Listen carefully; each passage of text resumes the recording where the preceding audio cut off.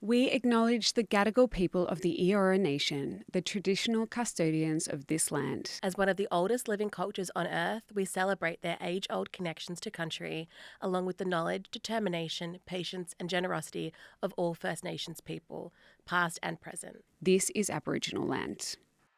Hi, I'm Lucille McCart. And I'm Chantelle Otten. We're from Bumble, and this is Give Me a Buzz. From first dates to heartbreak, we can all relate to the ups and downs of modern dating and relationships. And we are here to give you the inspiration, motivation, and education to navigate any dating fairy tale or dilemma you may find yourself in. Okay, well, Shanti. Special guest on the podcast We are today. joined today by a very special guest, Lucy Jackson. You all know her. Happy Hour podcast, co-owner of Jagger and Stone. Hottie. Just all-around great gal. Thanks, guys. Well, I feel like I need that boost in morale today. It's a Monday morning. We're filming this. Sometimes this is when I perform best, though. Oh, so yeah. Good. Let's do it. We do ask every guest on the podcast 2 questions. The first one is, what is your opening move? Okay, this is like a bit. I'm kind of not really on the apps at the moment, but when I am, if I'm feeling, a bit excited and razzed up, I just go with a simple howdy and the cowboy emoji. Yeah. Yeah, vibey. You know what I mean? Yeah. What's your success rate? Ooh. Well, I'm still single, if that's any indication. I'm still single, so it can't be that great at this That was point. mean of me, wasn't it? No. That was the Shanti having a little play with you. If you go, the howdy is actually quite successful. Yeah. Okay, so... But you have to then, from there, you have to... Yes. Yeah. Yeah. And what is the worst dating advice that you've ever received? Oh, okay. This is one that I personally hate, especially when it comes from your friends who have only been in like long-term relationships or are really happy in a relationship. When they do the old, it will happen when you're not looking.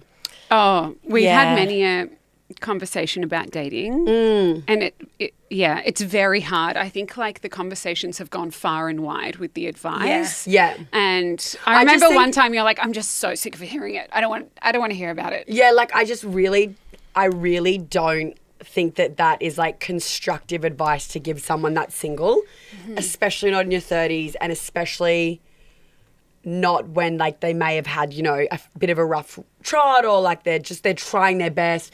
I just think that It's is not like helpful. It's so like It's dismissive. I think it's quite dismissive of the experience that you can go through as well. Yeah. it's like counterproductive. It just doesn't. So it's like what are you trying to say? So- Like I am not looking right now. I'm just running around living my life, and it's you Yeah. know what I mean. It just doesn't. It's not a very. It doesn't really mean anything. No. No. Yeah. Okay. Well, that's a very good one. In your recent breakup, did you get any really unhelpful like platitudes or like things that were said to you as like advice for getting over a breakup where you were just like, shut up? No, all of my friends are pretty good. I think I've handled this most recent breakup of mine actually really quite well. So I haven't really had to have the big like sit around talking about it for hours. Like really and truly, I actually don't think I've had that many big D&Ms Yeah. about my recent breakup. Yeah. Because that can be when a lot of the bad advice comes out. Well, people feel awkward about it. And I Yeah. think like in regards to your last breakup, there was cheating involved, and a lot of people don't know how to handle that topic Yes. as well. So then they're coming out with the lines that kind of aren't helpful when you're just like, you know what, the relationship is done now and I'm single again. Yeah. It depends on how people feel at that time as well, how comfortable they are.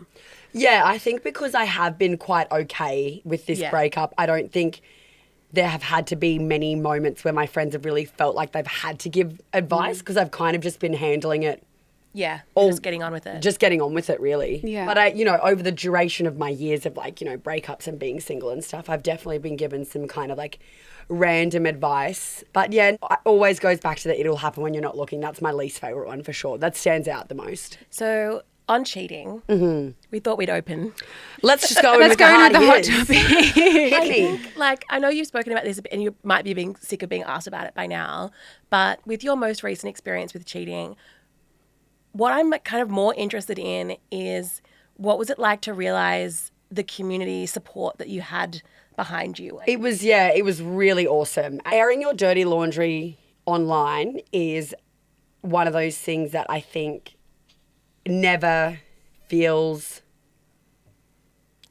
even when all you're getting is support, there is something about it that still feels a little bit like, I don't know, like inauthentic. Yeah. Maybe about like, you know, it just feels a little bit icky, even though like this is my life. My podcast is about my life, and I've actually had to have this conversation recently with my ex-boyfriend when we were kind of talking about it, and he was like, well, you know, you went on it and did this podcast and like that went viral and blah, blah, blah. And I was like, but that was always going to happen. Yeah. Like this, you knew that by doing that this was going to happen. Like if you and I broke up under really normal, nice circumstances and there was no bad blood, that's the story that I would go and tell on my podcast. And therefore it wouldn't have, you know, you wouldn't have had that backlash. Like unfortunately for him, but fortunately for me, like this is my life is about my podcast.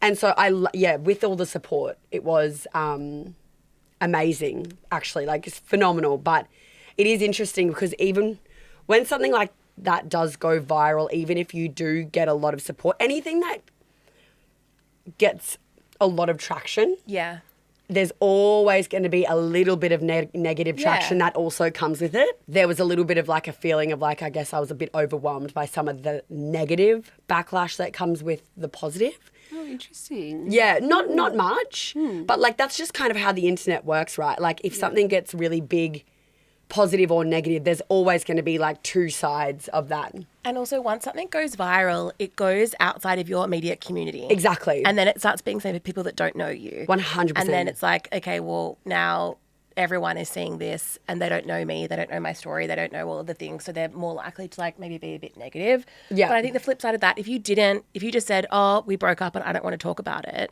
you know, girls get cheated on all the time. And I think it's really important, and not just girls, sorry, all people get cheated on all the time. And so I think it's really important for them to see that it can happen to someone like you, who they admire, who they probably idolize a little, and also see you then be okay from it. Like that's really important as well. Yeah, I agree. If the circumstances were different and let's say hypothetically we dated for 3 years and had a baby together or something. Yeah.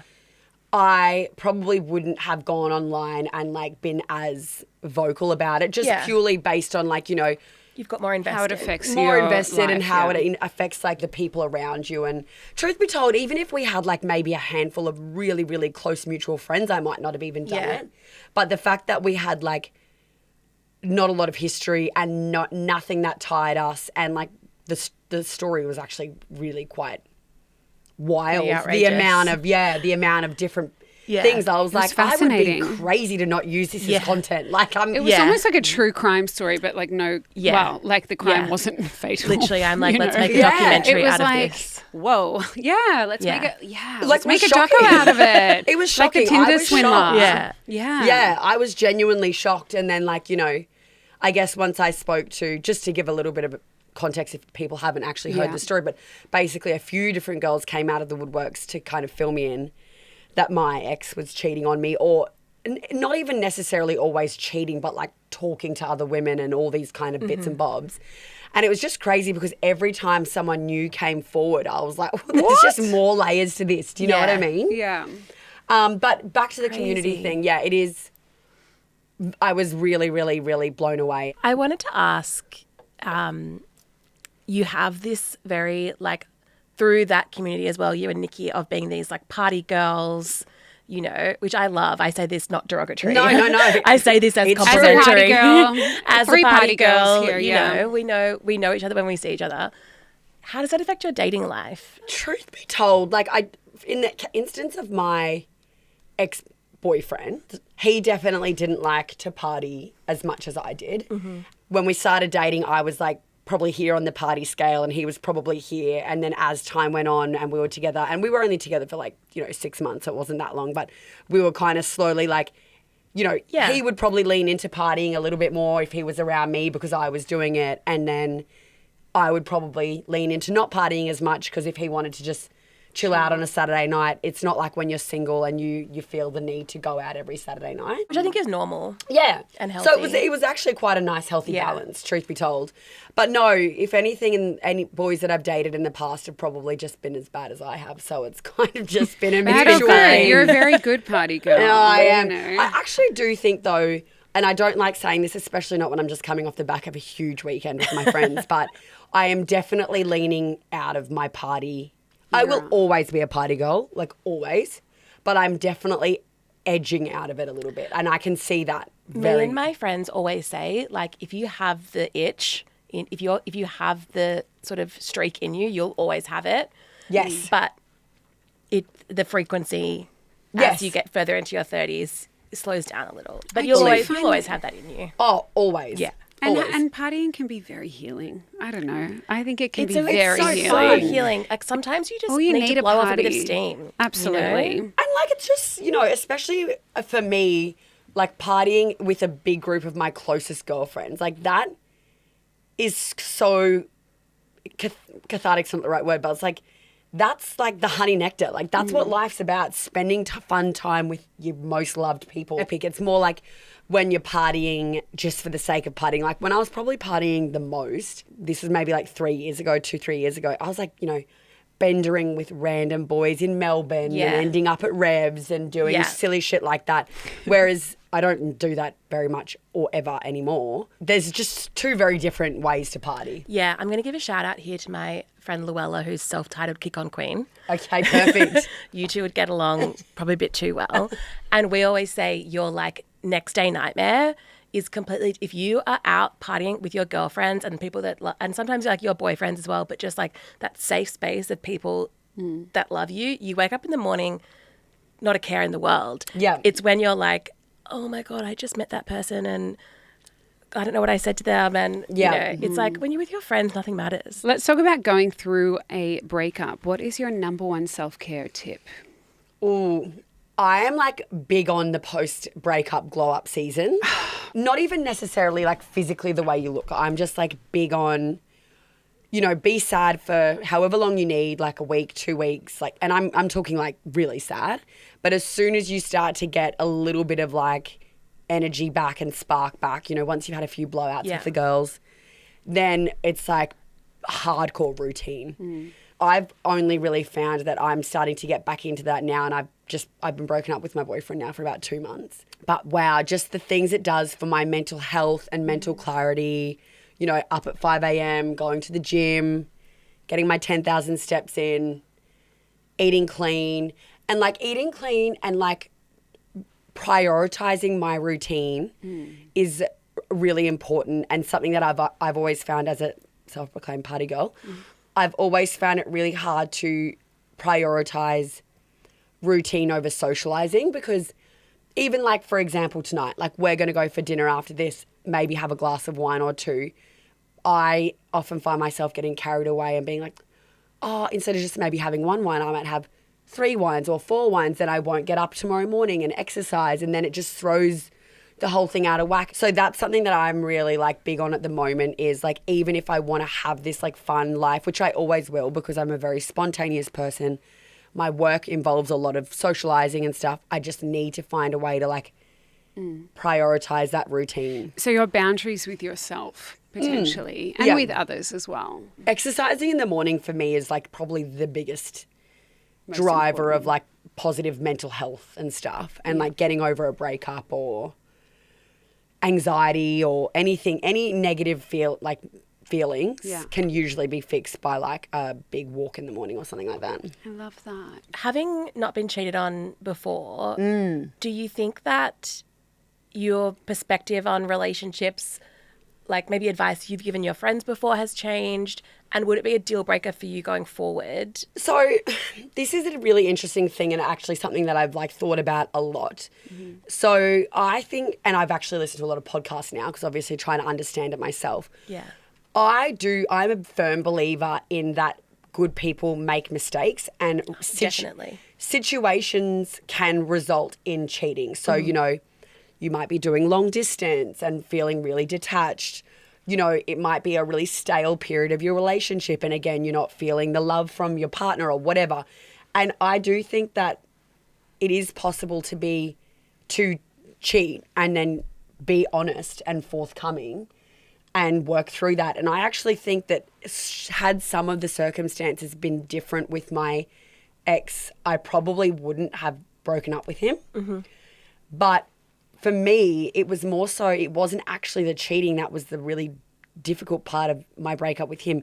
It was the lies he told, and this weird communication style that he had with even when I found out, he was still reaching out to the girls that he cheated on me with, asking them to not tell me more information. It's the cover up. And I'm like, that is so deceitful. The reality is he actually cheated on me very early in our relationship, and in a period of time where I probably wouldn't, I wasn't overly committed. Granted, I'd never cheated on him, but I wasn't overly emotionally committed. I was definitely kind of one leg in, one leg out, or whatever that saying is. 1 foot in, 1 foot out. So one leg. One leg in, doing the split. Straddled. You were straddled. You're emotionally straddled. Yeah, she's doing the splits across that. I was doing the splits, but I was kind of I would say I only became really invested probably when we were in Europe together, which was only a month before we broke up. Yeah. Yeah. So if he had told me in a different way and been listen, this is what happened, blah, blah, blah, I don't know, things probably could have been different, but the way that he went about it and has continued to go about it since has just been something that I have not experienced before. It's just he doesn't have accountability, it sounds like. I would say your story isn't the average cheating story, Shanti, you would see a lot of couples that go through a cheating experience that doesn't ruin their relationship. No, I think infidelity can actually improve some people's relationships as well, especially if they're long term. They've been together for a while. Someone stepped out or had an affair, or it's been a one-nighter. It's okay, what do we need to do here to put the energy back into the relationship? Do we want to recommit, and do we want to leave our past relationship behind and create a new one together that's much more fulfilling for both of us? Yeah. I completely agree. I definitely think I'm not a once a cheater, always a cheater mentality. And there were moments when it was all kind of coming out and he was he'd respond in a certain way and I'd be oh, I wish you didn't do that, because honestly, maybe I could have gotten over it. You just he kept making it worse and worse and worse. And I don't even think not in a malicious way, but just in this really cowardly, not owning. Just can't face the music kind of way. I wonder if he had been able to say, I actually don't think I am a one-person guy. I think I am a bit more on the polyamorous side, or I'm a bit more on the multiple partner side, and kind of understood who he was, whether you would have got into this situation. I don't think he knows who he is. He definitely has a lot of, and you might actually be able to kind of put a label to this or something, Shanti, but he would definitely, to me, and even in our communication since, has a lot of that kind of, he's got this long habit of always going back to exes.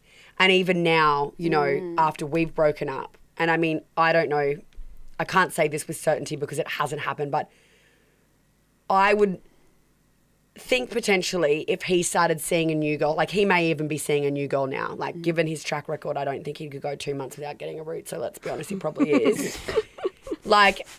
He could be seeing someone now, and I guarantee you if I texted him and say, come over to my house tonight, he would. Yeah. He's got a really big thing of going back to exes. Every girl that he quote unquote cheated on me with is someone that he's had it's either his ex-girlfriend or his ex-lover or whatever. It's this real doesn't let go of. Well, he has commitment issues, obviously. Yeah. That's really interesting, but yeah, anyway, let's find you someone who doesn't have commitment issues. It's a shame, because it is a really big shame, and this is something that I probably haven't even shared much of, but he's a really good, when you did spend time together. He was a very good communicator, and I had a really big issue in my personal life while him and I were together, and he was a really great sounding board and very good at giving soft, kind advice that I'm more of a aggressive, not aggressive fighter, direct. but Yeah, whereas he was like giving me really like, look at it this way. Look at it this way, and what do you want the outcome to be of that, and like a really positive influence in that regard. So I'm like, it's so weird that you can be giving that kind of advice, but then when you and me are having the issue, it's like you're not hitting that mark. It is quite fascinating to be a good communicator in one sense and then obviously so unable to communicate in another I think way. there's a few things going on in the background there. Maybe some things from the past. Well, considering this relationship, there was a bit of a launch era for that relationship. Can we talk about your thoughts on hard and soft launches on social media? It's so crazy because obviously the punters have been following my love life for so long. So when my ex and I started posting each other on social media, like it was... They were onto it. There was a huge reaction. Yeah, like when I first posted him on my actual feed, like I think I got like 1,000 comments or something on it. It was like, I may as well have been getting engaged or something. Like people were like so thrilled. If I were to do things differently and like if I were to rewind the clock, well, I mean, you don't know what you don't know, right? There was no way that I was going to know that this was going to be the outcome, but given the quick turnaround of like the hard launch and then breaking up, which was only really like 3 months difference, I'm kind of like, wow, if I had just maybe kept it all private. No, it would have happened. Like all of this stuff would have happened. It's just you wouldn't have known about it because you wouldn't have had the punters actually giving you the background knowledge. Well, it was because I was putting him on my social media that the girl even knew to come forward and tell me about what was happening. I do think social media has added so many layers to relationships. It's definitely made it harder for those cheaters out there. I think it's also made it harder for certain people in relationships as well. Like I think you're very honest, you're very transparent with your audience. Not everyone has that relationship with their audience. We don't know what is going on in people's private lives. We can see, as a therapist, I see people who look so well on social media, their relationship is thriving, and then they're in my office and they're having the worst time in their relationship. I think the main thing is we just don't actually ever know what's happening behind the scenes. I do want to get your thoughts on this though, Lucy, of do you pay attention or does it matter to you how much a guy posts about you? And do you think girls, like in reverse, do you think guys care about being posted on a girl's social media? And like if you have gone on a couple of dates with a guy and he's like posting stories on a date with you, tagging you, weird? Okay, yes, I've got a great story about that exact scenario. So I hooked up with this guy it was like a while ago, let's say 2 years ago. Like the first night that we met, we hooked up, I posted him on my story because we were like with mutual friends and we were all out. That was just kind of like a group photo moment, posted him on my stories, whatever. And then when we hooked up, and then automatically it's kind of one of those things. Once you hook up, I feel like obviously the rules change and you kind of like maybe don't post or even I don't think in the initial stages like even do those insinuating like hand in the corner or, alone at the beach where you're obviously there with someone. Like I just don't even think you do that kind of stuff at all. So this is the second weekend we'd hooked up. So not long at all, but he was coming to stay with me. And even that I found very overbearing because he was like asked to come and stay with me kind of thing. And I was like, oh, like that's a lot, but okay, like I'll give it a go. I've got a very obvious view. So like if you post my deck, people will know where you are if they follow me kind of thing. I'm always posting my deck. And he posted my deck of my house and I was like, I'd really prefer you didn't. Like it was the second weekend we'd ever hooked up and we were like really just getting to know each other, very early days.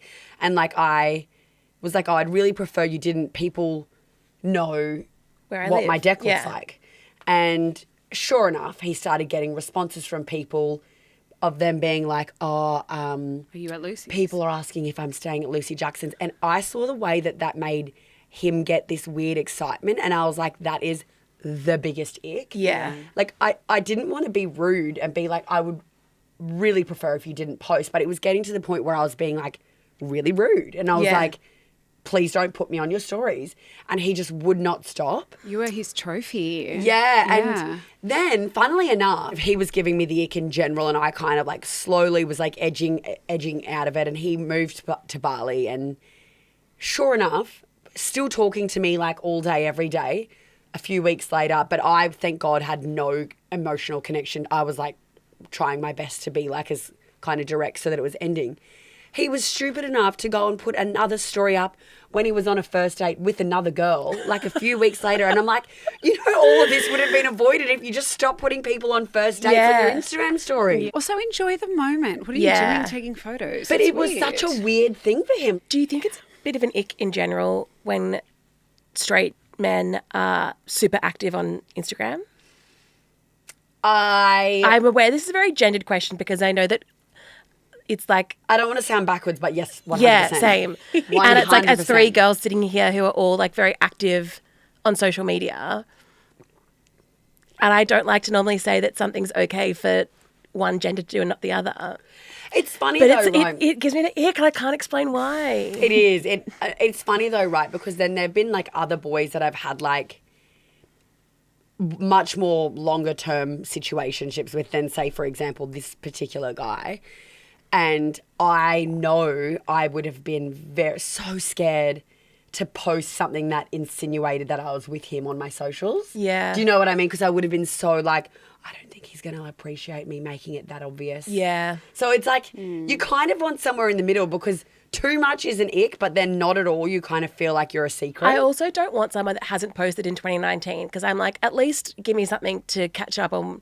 Now I can't stalk you. Yeah. You know. You can tell a lot about someone from their social media, and I know that sounds really like superficial, but you just can. Like if they're the kind of person that doesn't let you tag them in photos, I feel like that's a bit of a weird vibe. Yeah. If they're going in and out of being private to public, bit of a weird vibe. If they've got like 3 photos since like, the beginning of time, also a bit of a weird vibe. I totally agree. And I think that it's always worthwhile trying to either find someone on Instagram or whatever social media platform you're using, or just ask them for their social handle before you go on a date if you've met them on the apps. Because I think, like you said, it just gives this whole other side of them where they might be presenting themselves as this type of person, and then you go on their Instagram and it's just 3 photos of the beach and that's all they've ever posted. I was like, are you a real person? Yeah. I think it's really interesting as well when you go on holidays and you meet people and you're like, I know the person that I met when I was out, and now I follow them on Insta and I'm like, who was that person? Babe, fully. Or like when you meet someone at the gym and all you're seeing them is in their like, gym clothes, so it's like whatever, and then all of a sudden you see them out in the wild and you're like, what the hell? He's wearing a fedora. No. Right? Like, the gym is a bit of an equalizer because everyone's just in their activewear, and then you're like, oh, I did not see you as the fedora wearing type. Or like a suit's the same thing. Like, you know, you go and you meet like a finance bro and they were all just like in a suit, but then you see them on the weekend and he's like in Lycra cycling or something. You're like, oh, that's not it. This episode is brought to you by Bumble. Chantelle, have you ever been on a date and thought, we have got absolutely nothing in common? Yeah, I mean, definitely. It's like, babe, I do not want to go rock climbing with you. Thankfully, Bumble's latest interest badge feature can help avoid these kinds of awkward situations. So whether you're a self-care girly or you're big on bouldering, Bumble lets you add up to 5 interest badges to your profile to help you match with people who like what you like. Helping you date on your terms. I love it. So take this as your sign and download the Bumble app on the App Store or Google Play today. Okay, I want to talk about timelines because we are in our 30s. Let's talk about traditional milestones and, I guess, pressure there. Do you feel any pressure around milestones? Do you know what? I would actually be lying if I said no. Like, I really do. Especially because at the moment, all of my best friends are getting married and getting engaged. And, like, you know, it feels weird because I had a boyfriend for so much of my life. And so if I wanted to get engaged or if I wanted to get pregnant, I could have just done it then so easily if I wanted to. But it does feel weird now that it's like happening all around me. And it's kind of like in that D-Day crunch time to even, you know, have a baby and stuff like that. You know, as the dating pool gets like smaller and smaller as you get older, or like even little things like, you know, never say never, but like ideally I don't want to ever marry someone that's already got kids. I don't think that there's anything wrong with that, but it's just not personally something that It's not what you pictured. It's not what I pictured. But then it's like, you know, as you every year that gets older, that you get older, like the pool of people that you can date gets more and more complicated and there's more baggage and Well, you know, it'll happen when you're not looking for it. Oh, well, no, thank you for that sound advice. How helpful. No, I wonder if in your 40s, like, what is the dating pool going to be like? I think it completely changes because I do really identify with what you're saying. And obviously, like I'm 34 and single and Same. working for a dating app. It gets pointed out to me quite a lot. Yeah, babe. I don't know why you choose to do that to yourself. I know. It was really interesting when I made the decision to move to New York, like earlier this year. I was like, kind of one of the things that I was factoring in where I was like, if I really wanted to like settle down, get married, have a family, You could like have done it. moving to New York is not the quickest way to do that. Like staying in Sydney is where I'm more likely to like follow that path. But I haven't met anyone in the last 34 years of being in Sydney that I've wanted to start a family with. Yeah. And do I even know for sure that I want to do that? Not really. So I'm going to make the decisions that are in the best interest of my career, having fun, like living the best possible life that I can. And if I meet someone and I start to think like, oh, maybe I would want that, then fine, I'll work it out wherever I meet them. Every choice I've ever made in my life hasn't been in that direction. It's been in the direction of like career, fun, life experiences. Yeah. And if I really, really wanted that, I would have been making different decisions from the time I was 25, you know? Yeah, And I can live with that. Yeah, I think like if you are going to be single at 34, I think the best place in the world to possibly live would be New York. Do you know what I mean? Like I do find There's so many hotties that are single there. Oh, and just like even living in a bigger city, just like the pressure of like finding someone and stuff is so much. Well, in my personal experiences, I have found like all the people that I know that live in New York are single and they're my age. Yeah. I don't have a single friend on the Gold Coast. Yeah. Like not one person in my friendship group. That is crazy. My only single friend lives in Bali now, Emma Sweeney, shout out. Like majority of my friends are married or engaged. It's crazy because like it is extremely lonely and it's extremely isolating, and that's why it is nice being in like cities where, you know, maybe 50% of your friends are single. Like I don't have any issue with having married friends. Like I've got the best friends in the world, but when you're the only one, you do feel a little bit like on the outs. Yeah. And so that's why I do think like making decisions like moving to New York and stuff I've actually weirdly thought about this, I think in the like last night, maybe it was, because I obviously stayed in New York for like 4 months last year, and it was a really epic experience for me. And I was like, this year I'm really starting to be like, okay, what is next for me? Because I have done the single thing on the Gold Coast now for, you know, a good stint. Yeah. Long enough to know that I'm kind of just working the same circles over and over and over. You know, like even after my recent breakup, straight away, the same boys that were messaging me before start replying to my stories again. And it's just the same kind of loop-de-loop. Yeah. And something that you said to me once has resonated. And I talk about it on our podcast all the time, but it's like, I really want to have periods where it's either like I'm not dating at the moment and I'm not talking to annoying boys or whatever. I'm just like doing my own thing, committed to my routine, committed to my happiness. And then if and when the time comes, then I will start properly intentionally dating. Yeah. Where I will go on dates if people ask me to go on dates. Like I get asked on dates and all the time and don't go. Yeah. That's not me trying to big note. Yeah. I think if you're dating without having your heart in it, then you aren't going to get great results. But if you have an intention and also you're doing it at a time in your life where you actually have the time for it, you'll have so much a better time. Yeah. If you're trying to squeeze it in between travel, work commitments, family commitments, friend commitments, and you're like, oh, I've got Wednesday afternoon free. Should I see if anyone wants to go on a date? No, that's not the way to do it. You know? You want to be going on dates when you're excited, you know, and you're like, oh, I can't wait to meet this person. And if you're not in that mindset, hit pause for a minute, you know. What about changing location on Bumble, for example? Like, would you expand or like change your location to New York, for example, or to Bali if you're going somewhere?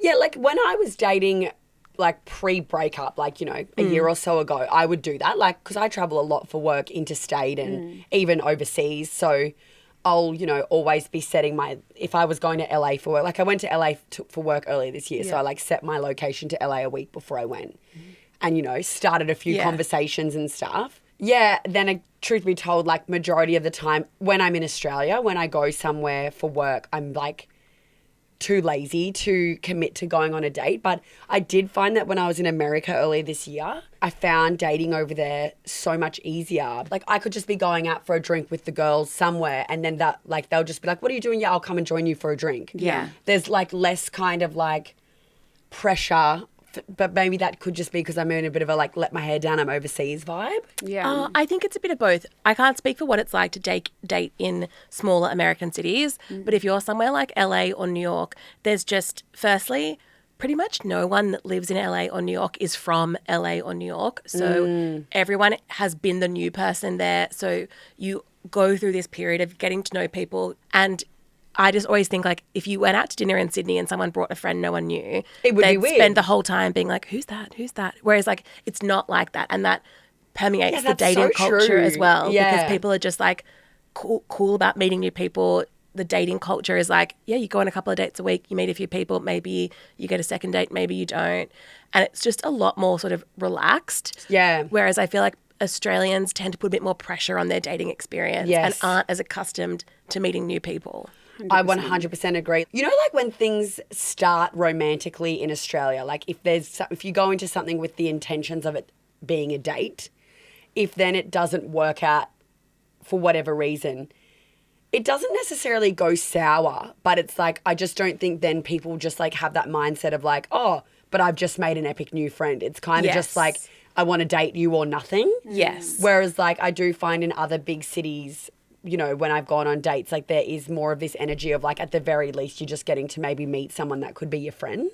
Less pressure for the outcome of a relationship, I guess. Yeah, definitely. So what advice would you give to people who are in their 30s and having a little bit of a tough time on the apps?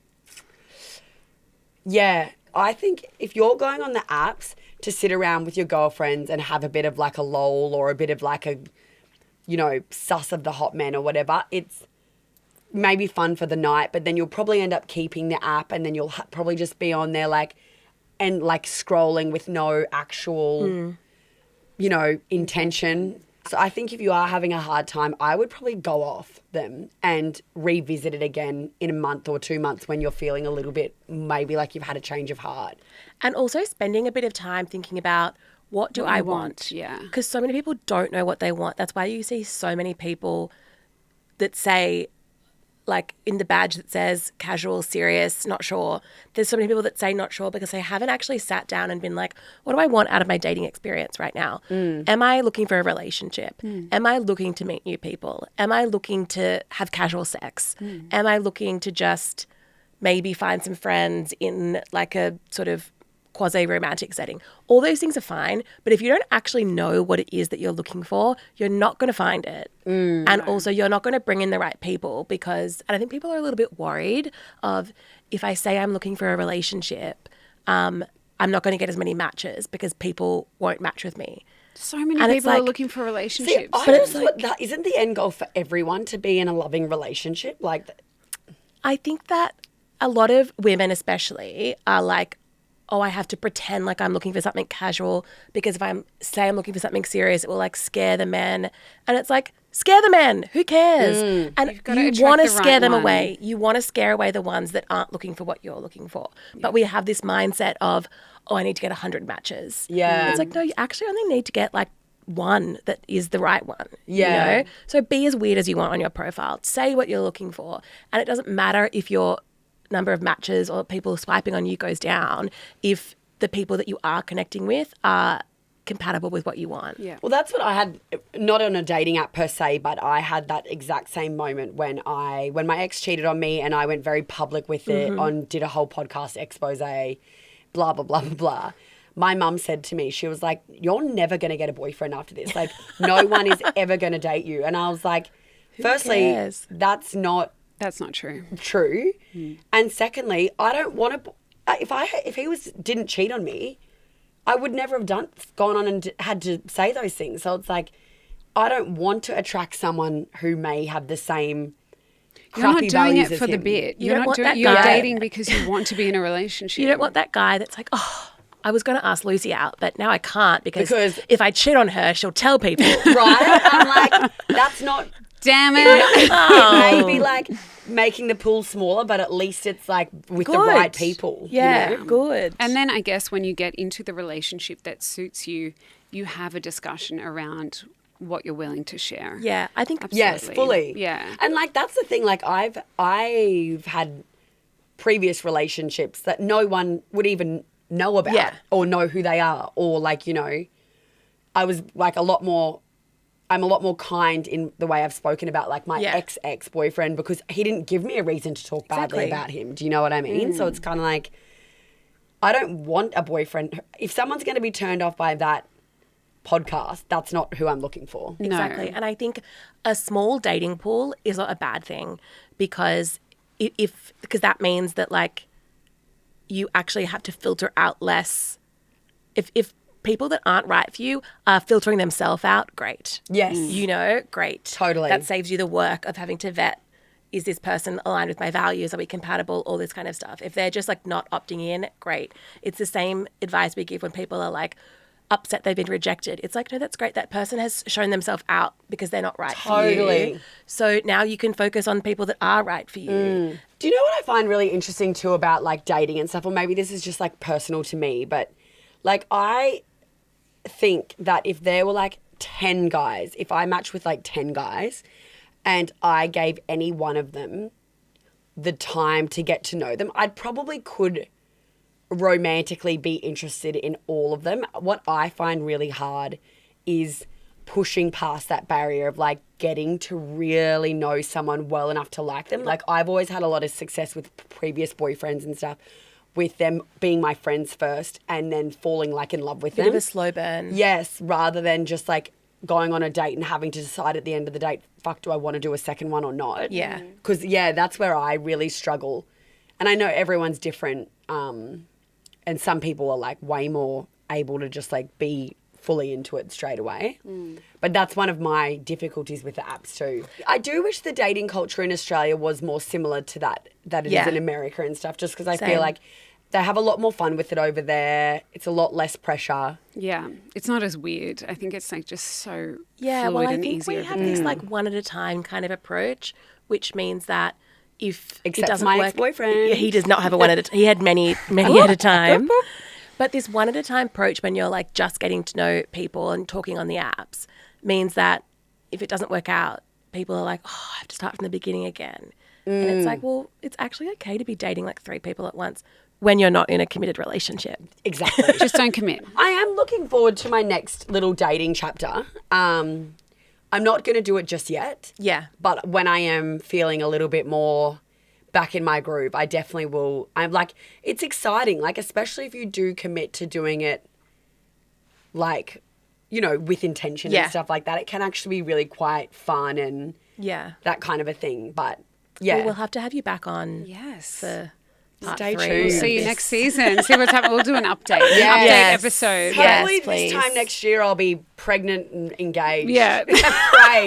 Let's all That's pray for dating that. with We'll manifest intention. that for you. Yeah, Thank you manifest. so much Thank for you coming so on much, the pod. Lucy. We Love love you guys. Love you. Thanks for having me. Well, how good is Lucy Jackson? Oh my God, she's the best. Love her. Love her. So, also just like, so fun, so hot, such a great date. Go on a date with her. Someone We listens love to you, me. Luce. Now to the DM section. Yes, we have a DM from Alex today. Hi, I'm finding dating with ADHD nearly impossible. It's making swiping a love-hate relationship. How do I deal with it better?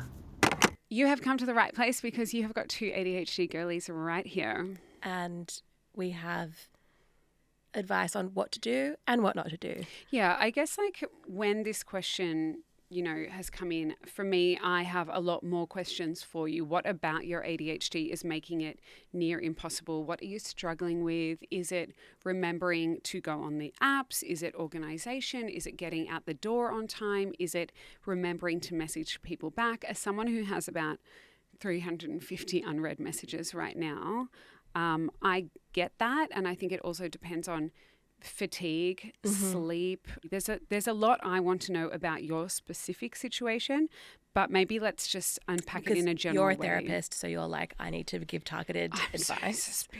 Specific. I think that there are a couple of like really common things when you're talking about ADHD. And I think one is those like intense periods of hyperfocus and then inability to focus that sort of follows. What about ADHD fixations? Well, yeah, that's part of it. But I think when it comes to like using the apps, for me, I will have like be hyper focused and I'll be swiping and matching and talking. And then if I get into a period where I tend to look at my phone properly, like I'm always on my phone, but I look at my phone properly like once every 3 days. And that's when I write back to all of my messages, return the phone calls that I've missed, do all of that sort of admin. And so in the early stages of dating, that can make it really hard if it looks like I'm giving very inconsistent messages. I think being honest about your ADHD then is probably the first step for Alex, and just saying, hey, I love talking to you. By the way, I'm an ADHD person and I struggle with A, B, and C. I really find it's helpful for people who do struggle with ADHD to do, we do this voice notes or like a FaceTime instead of messaging, especially if it's hard. Just being like, I've got a lot on my plate at the moment. I really am curious about our conversation and I love getting to know you, but I'm just letting you know I might be off the grid for a few days. Yeah, and if 3 business days go by and you haven't heard from me, please pester me. It may not be my fault. just like message me back and just remind me, because sometimes I forget, and it's definitely not personal. It's just my brain struggles sometimes. Yeah. But let's talk about the ADHD hyperfixation. Do you want to explain what that is for anyone that's not listening? Yeah, I think like I've definitely seen it as well with like 2 people who have ADHD getting together, and then it's just like these intense emotions. You get hyperfixated on a specific relationship or a person or a connection or a perceived connection or a perceived kind of lifestyle as well. And you can really go anywhere with that mind. You can create a whole life out of it. You can create a whole future. And I think like, especially like being a neurospicy person, we have to acknowledge the fact that your emotions are really intense a lot of the time. I'm not saying that you're putting them across in an intense way. They might be just, inside you, but you feel a lot. We also have to remember that a lot of people with ADHD also have rejection sensitivity, which means that you might start getting scared if someone maybe starts petering out on the messages or maybe says, hey, I don't know if this is for me. It's like a painful feeling in your body and mind. And it's really, really, it's hard to work through. I think that hyperfixation, but also rejection sensitivity combined does make dating really, really difficult. However, I do think if you're going to someone for advice and they're going, it'll be okay, everyone experiences this, and you're like, I'm actually in so much pain right now. I am drowning. I'm drowning. I can't stop thinking about this person, whether that be because of the hyperfixation or the rejection issues.